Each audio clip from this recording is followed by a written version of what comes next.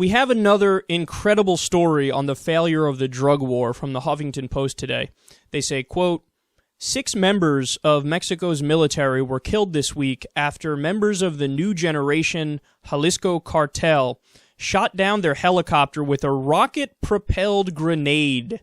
The incident was one of the most brazen attacks in the Mexican government's deadly war against drug trafficking cartels. It's a conflict that has seen multiple gangs rise and fall in prominence, with more than 100,000 lives lost in the process. So, we discussed this before because they also launched, I think it was in a similar attack on like a Humvee, a Mexican military or Mexican government Humvee. And they killed people who were like heavily armed with a lot of advanced equipment. And what happened is law enforcement pretty recently captured the head of the Sinaloa cartel, one of the bigger cartels and more powerful cartels in Mexico.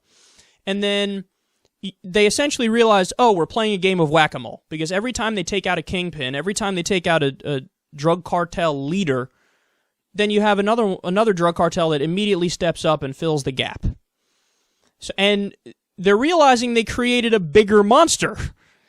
A lot of it, I mean, you got to think of it like Saddam Hussein in Iraq, for example. It was, oh, horrible guy, terrible guy. Yeah, he was horrible and he was terrible. They got rid of Saddam Hussein, and then what followed was worse.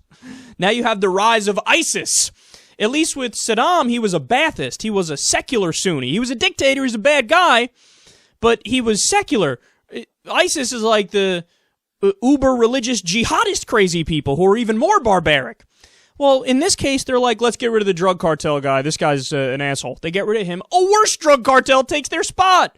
And they're more heavily armed, and they're angrier, and they're more violent and more vicious.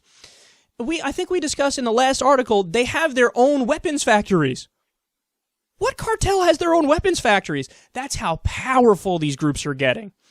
So this new cartel, this new group, is on a whole nother level. It's essentially a mega cartel. And here's my fear. I brought this up the last time we discussed this, but the more I read about this, the more I fear that, like, the cartels are growing in strength to the point where at some point there's going to be an argument, maybe now, maybe a little bit in the future, that they may be equal in strength to the Mexican government. I mean, it's a narco state in the truest sense of the word.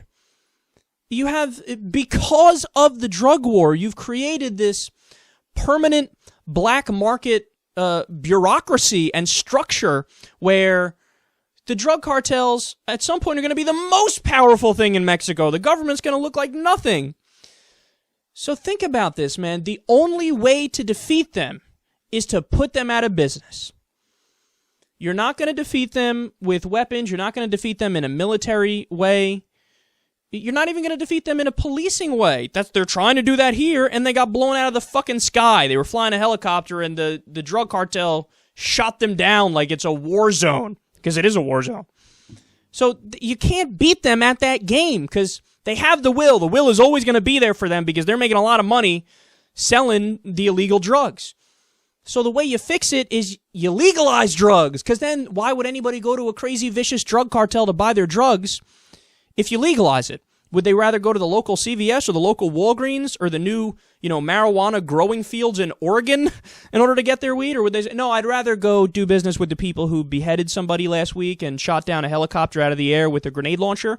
I like those guys. Nice guys. Nobody would go to the drug cartels. Nobody would go to the underground market, the black market, if you legalize, tax, and regulate drugs. And I'm saying across the board.